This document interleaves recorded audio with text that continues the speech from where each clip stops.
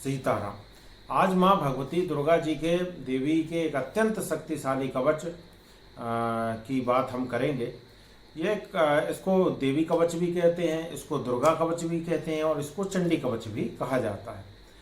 ये कवच प्रत्येक प्रकार की विपत्ति में, प्रत्येक प्रकार की बीमारी से, प्रत्येक तंत्र मंत्र भूत प्रेत की बाधा से, चाहे वो कितना भी शक्तिशाली भूत प्रेत तंत्र मंत्र आदि क्यों ना हो, चाहे कितनी भी बड़ी बीमारी क्यों ना हो, जहरीले जानवर आदि से, दुर्घटना आदि से, मतलब प्रत्येक प्रकार की समस्या से हमारी सुरक्षा करता है।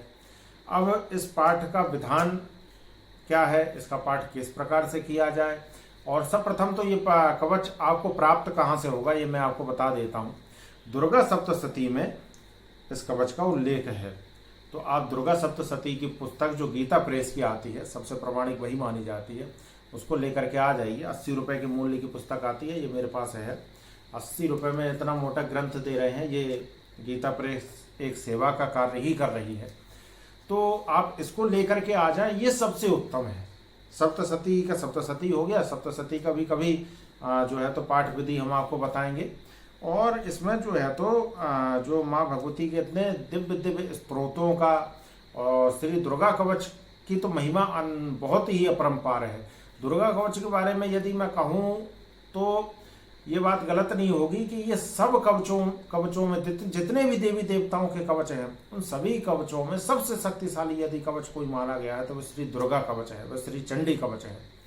तो अब इस कवच को आप ये पुस्तक लेकर के आ सकते हैं, इसमें आपको प्राप्त हो जाएगा, या आप गूगल पर भी ढूंढेंगे चंडी कवच के नाम से, दुर्गा कवच के नाम से, देवी कवच के नाम से, तो आपको मिल जाएगा।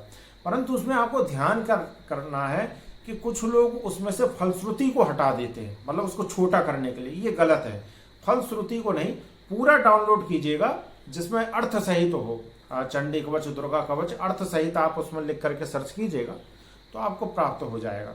तो उस अर्थ सहित वाले को डाउनलोड कीजिएगा। जब हम उसका अर्थ भी पढ़ते हैं तब एक विशेष भक्ति भावना जागृत होती है। अब संस्कृत में हमने पढ़ लिया, हमें उसका अर्थ ही यदि समझ में नहीं आ रहा है तो उसका कोई अर्थ नहीं निकला, हमने ऐसे ही बड़बड़ा दिया, उसका मतलब ही हमको नहीं है। क्योंकि जब हमको उसको मतलब उसका अर्थ समझ में आएगा तो उस स्त्रोत से, उस कवच से एक भावना हमारे हृदय की जुड़ पाएगी। और ये कवच, ये स्त्रोत या प्रत्येक प्रकार की कोई भी पूजा पाठ हो, वह भावना से ही, मन के भाव से ही कार्य करती है। यदि आप यह पुस्तक लेकर के आते हैं तो इसमें तो अर्थ लिखा हुआ ही है दुर्गा सप्तशती में। यदि आप नहीं भी लेना चाहते तो आप गूगल में अर्थ सहित ही सर्च कीजिएगा, जिसमें फलश्रुति, विनियोग, सब सारी चीजें ही हो। अब मैं आपको बताता हूँ इसकी पाठ विधि क्या है। यदि आप अपना साधारण सुरक्षा के लिए करना चाहते हैं तो प्रतिदिन इसका एक पाठ करिए, पर्याप्त है। एक पाठ पूरा करिए, विनियोग से लेकर के फलश्रुति तक पूरा। अब इसके जैसे आप 11 या 108 पाठ करना चाहते हैं तो पहले पाठ में विनियोग पढ़ा जाता है, पहले पाठ में विनियोग पढ़ा जाता है, फिर दूसरे पाठ से विनियोग नहीं पढ़ा जाएगा। अब इसमें जैसे ये जो मुख्य पाठ है कवच का, ये विनियोग से है। जैसे मैं आपको बताऊं, एक मिनट, ये विनियोग से है। यहाँ से ओम अस्य श्री चंडी कवचस्य ब्रह्मा ऋषि अनुष्टभ छंदा है, यहाँ से ये विनियोग प्रारंभ है। अब विनियोग को हम केवल पहले पाठ में पढ़ेंगे, ठीक है। उसके बाद ये मार्कंडे उपाच से लेकर के तत्सर्वम रक्षमे देवी जयंती पापनाशनी, यहाँ तक ये पूरा मुख्य कवच है।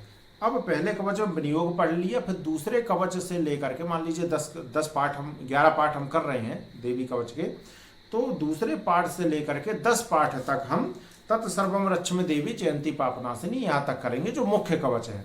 उसके बाद 11वें पाठ में, अंतिम पाठ में हमको फलश्रुति करनी है। श्रुति भी आवश्यक है, उसको अंतिम पाठ में हमको पढ़ना है। जैसे पहले पाठ में जो तो विनियोग पढ़ेंगे, फिर किसी भी पाठ में विनियोग नहीं पढ़ेंगे, और अंतिम पाठ में हम फलश्रुति पढ़ेंगे, और भी किसी पाठ में हम फलश्रुति नहीं पढ़ेंगे। इस प्रकार से इसको किया जाता है। फलश्रुति को एकदम से हटा देना ही ठीक नहीं है, फलश्रुति पढ़ना आवश्यक है, और अर्थ सहित पढ़ते हैं, मैंने आपको बताया, तो वो ज़्यादा लाभदायक होता है। क्योंकि ब्रह्मा जी ने श्री मार्कंडेय ऋषि को इसका उपदेश दिया था। यदि ये फलश्रुति आवश्यक ही नहीं होती तो फिर वो उपदेश करते ही क्यों फलश्रुति का। तो फलश्रुति जब हम पढ़ते हैं कि इसको पढ़ने से लाभ क्या क्या हमको प्राप्त होंगे, तो एक विशेष जो है तो श्रद्धा भावना जागृत होती है। तो इस प्रकार से हम इसको जैसे कि प्रत्येक, जैसे आप भागवत महापुराण भी होता है तो आप उसमें देखेंगे कि उसमें पहले महात्मा बताया जाता है। जो प्रथम दिन होता है, 7 दिन का जो अनुष्ठान होता है भागवत महापुराण का, 7 दिन की जो कथा होती है, तो पहले दिन केवल उसको महत्व बताया जाता है। तो यदि किसी चीज का महत्व ही नहीं बताएंगे तो व्यक्ति को वो रुचि जागृत नहीं होगी उसमें। इसलिए फलश्रुति पढ़ना भी आवश्यक है रुचि जागृत करने के लिए भी, और ये पाठ का एक हिस्सा भी है। अंतिम पाठ में, जैसे मान लीजिए 11 पाठ करते हैं तो 11वें पाठ में फलश्रुति पढ़िए, 108 पाठ करते हैं तो 108वें पाठ में फलश्रुति पढ़िए, और जैसे पहले पाठ में जो है तो आप विनियोग पढ़िए, फिर विनियोग नहीं पढ़ना है। इस प्रकार से आप इसका पाठ करिए। और ये आपको गूगल में भी, जैसे मैंने बताया, तो गूगल में आप अर्थ सहित डाउनलोड करिएगा इसको, अर्थ सहित देवी कवच अर्थ सहित ऐसा सर्च कीजिएगा तो उसमें अर्थ सहित आपको पूरा जो है तो आपको प्राप्त हो जाएगा। PDF में भी ये प्राप्त हो जाता है और आर्टिकल रूप में भी प्राप्त हो जाता है। तो इस प्रकार से आप इसको करिए। अब इसको करने का विधान क्या है ये मैं आपको बताता हूँ कि यदि आप अपनी नॉर्मल सुरक्षा के लिए करना चाहते हैं कि हमारी सुरक्षा बनी रहे केवल, तो केवल एक पाठ करिए प्रतिदिन, इतना पर्याप्त है। एक पाठ में आपको पूरा ही पाठ करना है, फलश्रुति भी करनी है, विनियोग से लेकर फलश्रुति तक, ठीक है। अब यदि आप इसको, जैसे आपके पास समय कम है परंतु फिर भी आप सिद्धि करना चाहते हैं तो 11-11 पाठ से करिए। जैसे कि मैंने एक हनुमान चालीसा की वीडियो डाली थी, उसमें जल विधि के द्वारा, सेम उसी विधि के द्वारा आप देख लीजिएगा। उसमें हनुमान चालीसा की अभी वीडियो इससे पहले ही डाली हुई है, इस वीडियो से पहले ही, तो उसको आप देखिएगा। तो उसमें जो हमने जल विधि बताई है कि रात्रि में 10 बजे एक तांबे की प्लेट में जल रख करके उसमें थोड़ा सा गंगा जल डालिए, फिर उसमें देखते हुए हनुमान चालीसा का पाठ करिए। इसी प्रकार से आप इसको भी कर सकते हैं, उसको पी लीजिए, घर में उसका छिड़काव कर दीजिए। तो इस प्रकार से आप इसको भी कर सकते हैं। 11-11 पाठ करिए, या आप ये जल विधि नहीं भी करना चाहते तो 11-11 पाठ करिए आप। 4 से 6 महीने के भीतर इसकी अच्छी सिद्धि हो जाती है। अब यदि आप जल्दी सिद्धि करना चाहते हैं और किसी विशेष मनोकामना को लेकर के इसका पाठ करना चाहते हैं, कोई समस्या आ गई है, कोई तंत्र मंत्र बाधा है, भूत प्रेत की बाधा है, या कोई शत्रु आदि की बाधा है, आपको कोई भय आदि है, उसकी विशेष सुरक्षा के लिए, किसी बीमारी से छुटकारा पाने के लिए यदि इस प्रकार का आप करना चाहते हैं तो आप 1100 पाठ का अनुष्ठान करिए, या 11 दिन का 108 पाठ प्रतिदिन का आप अनुष्ठान करिए। अब किस दिन इसका पाठ कर सकते हैं? नवरात्रि के किसी भी दिन से। ऐसा नहीं कि नवरात्रि का पहला दिन आपका छूट गया तो आप इस अनुष्ठान को नहीं कर सकते। नवरात्रि के किसी भी दिन से आप इस अनुष्ठान को उठा लीजिए, किसी भी दिन से। यदि आप चौथे 5वें दिन से भी उठाना चाहते हो उठा लीजिए।